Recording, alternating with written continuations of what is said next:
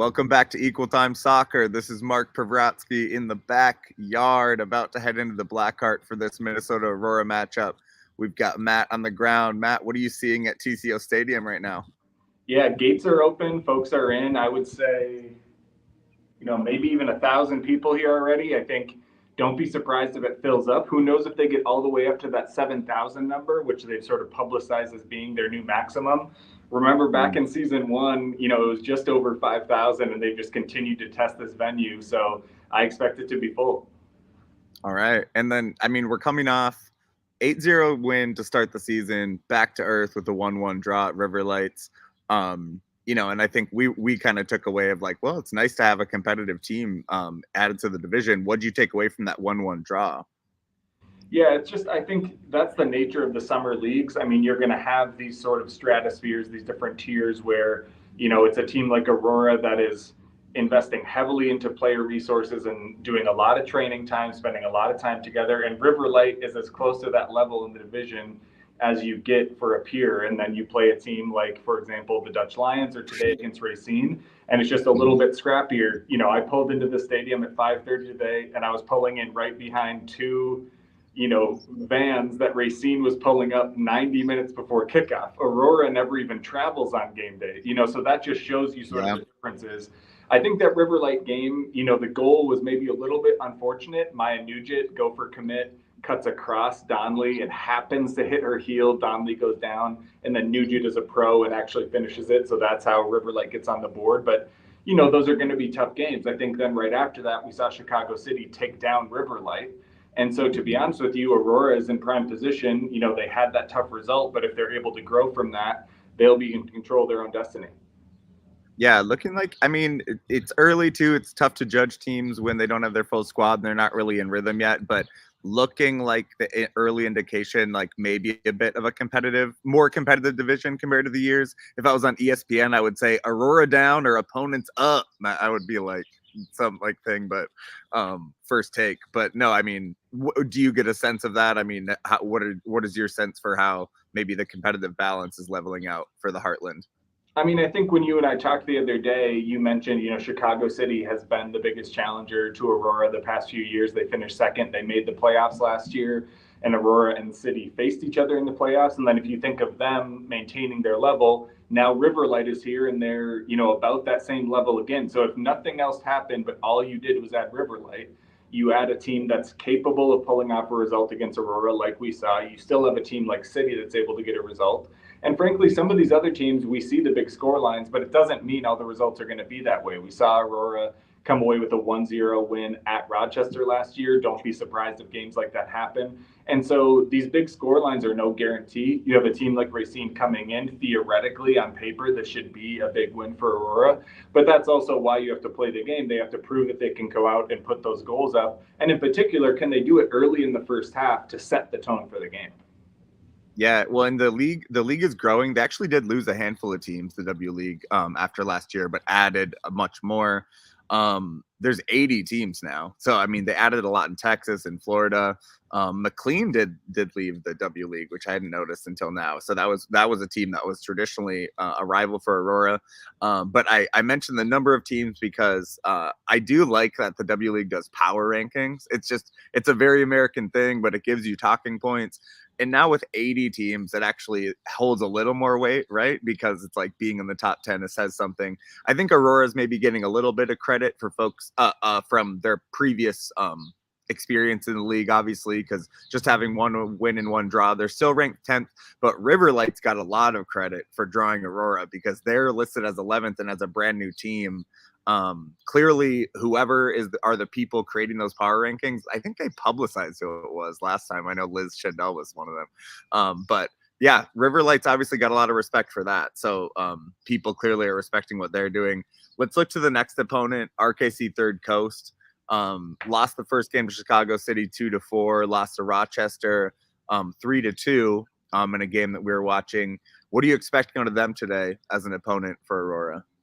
I think they're going to be incredibly lean. I think we saw from our unofficial correspondent, Brian Decker, who shared the lineup info with us on Twitter, they brought 14 players. That's the minimum players, teams usually bring. To be honest with you, that sort of says it all. Any team that's traveling 14 is sort of telling you how seriously they take the regular season, how seriously they take travel. I think we're going to see them, but like I always say, in the summer league and college, all these games we cover, don't be surprised if for that first 20 to 30 minutes, Racine looks pretty strong. All these players are fit enough to battle for that 20, 30 minutes. And there's a reason why when Aurora took down the Dutch Lions, so many of those goals were in the second half. A lot of them were very late in the second half. And that's because, to throw some respect on these players, Racine's roster may be lean. They maybe didn't travel a ton of subs, but it doesn't mean those players can't play and can't hold up for 20, 30 minutes. So I think I'm going to be curious to see. There's a couple of lineup tweaks for Aurora. Kat Rapp is in the starting lineup for Katie Duong, who's still on the bench. We also see Wimes, who's from Kansas, getting a start, I believe, at right mid. So getting a chance to show what she can do. So I think you're starting to see this Aurora coaching staff manage these weekends the way it makes sense to manage them, which is as a unit, as a 2-game unit, over that weekend. If we want to play these top players, not full 90 minutes both games, how do we split up those minutes? And I think you're starting to see that, where maybe Colette Montgomery and the new coaching staff is getting a little more comfortable with how to make those rotations, although really only 2 of them, and still pretty subtle because we're still seeing largely the same 18, which I think is a little bit surprising. Yeah, she does seem to know who she trusts at this point, but nice to see some more players get the opportunity. Third Coast, by the way, RKC, like I said, not terrible losses. Losing to Chicago City 2-4, not bad. The Rochester loss was tough. But like you said, when teams travel light to Aurora, and then looking at last year, by the way, the 2 matchups were 10-0 and 8-1. And so, honestly, it's fun to see celebrations, but you'd hope for a better matchup than that. One note for Minnesotans, the only one I didn't do a really deep dive, but Abby Ruland of Lakeville plays for RKC. She plays at Marquette. Otherwise, tons of Wisconsin players. So shout out to them. They're harnessing the local talent and obviously picking up some players from like Chicago and Illinois as well. And a quick note on the celebrations. We were told when I interviewed Mariah Wynn in Aurora, I asked her, I said, what's the deal? You guys have been scoring goals. Where are the celebrations? And she said they were saving them for TCO. So people better be ready tonight. If they put up goals, we should expect some big sellies. Let's see it, Mariah. In terms of, you mentioned one of the players who was coming back, that part of that Kansas duo, and then the other players I think people would be interested in seeing. Like, I don't know if you were seeing them warm up or if you had time to look at that, but Maya Hansen, Eli Rapp, there were some other players who have not played yet. I don't know if you noticed any changes or expect anyone to be making their debut except for the one player you already mentioned. Was just glancing down at training. All the folks who are not in the game day 18 trained before the game. So Jill Bennett is still recovering from that knock she took during the scrimmages. I think the team is going to be incredibly conservative with all these injuries. So Jill Bennett still not in the game day 18. Wouldn't be shocked if she comes in for that Chicago City game. She looked unbelievable in the scrimmages. So when she's cleared, I expect her to be in the rotation. And when it matters, I expect her to be playing. Maya Hansen, the update we have is, do not expect her until very late in the regular season at the earliest, maybe not even until the playoffs. She's doing her 5th year at Iowa after a star-studded career at South Dakota State. She's not going to risk it. She's going to be very careful.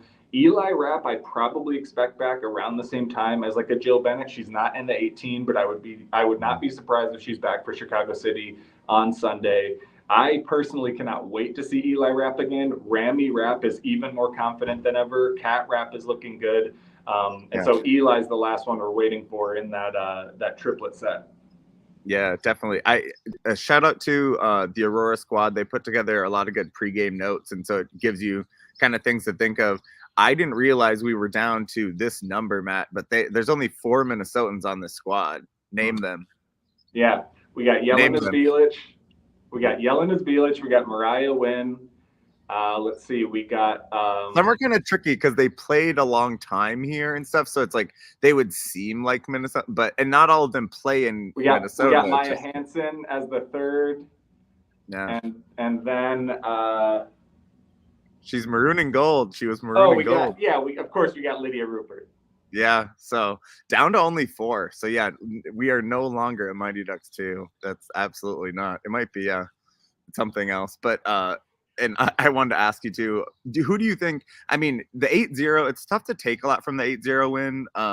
But there were 8 goals, but I will say in terms of the 9 goals on the season, only 2 assists for what it's worth. I don't know if that's, I don't know what coaches think the standard should be, but like maybe you'd expect if with the passing and moving, you would see more of that. But who do you expect to, maybe if we haven't seen goals out of them yet, or if we haven't seen their best, who's someone you have kind of a thought of, might get some shine or might be on the come up for the Aurora squad? I mean, we haven't seen Katie Duong score yet. She is absolutely going to score. Giada Zhou has been really good in the midfield. She will eventually be scoring. Morgan Stone is going to be scoring. Mariah Wynn had that jump up, but she will continue to be scoring. I think Kat Rapp, last year you saw when she got to play next to Hannah Adler, she looked so good in combination. I think the Raps will be very productive this season.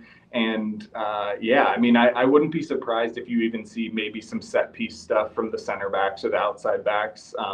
Just because today, like you said, if they put up a handful of goals or even more, I expect that to continue to be spread around, because Aurora is always going to use their whole bench in these big wins. And so I wouldn't even be surprised if, you see someone off the bench get multiple goals like Tess Wertz did against the Dutch Lions. So, I mean, all those players I mentioned, then to be honest with you, anyone who plays is very, very possible to get a goal in these types of wins. Yeah, fans should see goals today. There's no doubt. I mean, yeah, when you get a sense in terms of the matchup they have, and the players' anticipation of having to wait a couple games to play at home. So we'll see how the new players handle the new jitters of that. But also, so just thank you to everybody for tuning in. Thank you to our new Patreon supporters. And Matt, was it Ava Great? Who's the player's grandma who came up to us? Yeah, so Ava Great, who plays at South Dakota State and is on Aurora 2, her grandma came right up to us at the Aurora 2 game last night, straight up gave us we do have people who ask all the time, how do I give you like a one-time thing? Because I don't want to do a monthly thing. And she straight up came up to us and gave us some support. Yeah, gave us cash. So shout out to Ava Great's grandma. Love it. Should have got. We'll see you at another game and get you on to get your perspective on it. But for everyone else, yeah, thank you for becoming new supporters. Check out all the things we have archived on the YouTube page. Recently, I talked to Rochester FC. I had Ada Kardovic and Emma Knack. Ada had some great stories of playing for the Serbian youth national team. Emma Knack, a new up-and-comer for South Dakota State, and also the starting keeper for Rochester. So they play Aurora for the in-state W League rivalry at TCO Stadium on June 6th. That should be a lot of fun.